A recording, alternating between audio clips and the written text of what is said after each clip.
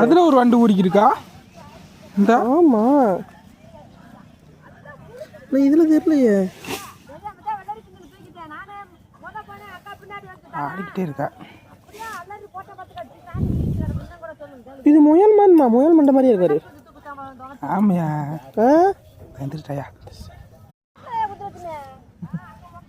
சூப்பராக அதில் ஒரு வண்டு ஊறிக்கிருக்கா இந்த ஆமாம் நான் இதில் தெரியலையே ஆடிக்கிட்டே இருக்கா. இது முயல் மண்மா முயல் மண்டை மாதிரியே இருக்காரு. ஆமையா ஆ வந்துருட்டாயா. சூப்பராக அதில் ஒரு வண்டு ஊறிக்கிருக்கா இந்த ஆமாம் நான் இதில் தெரியலையே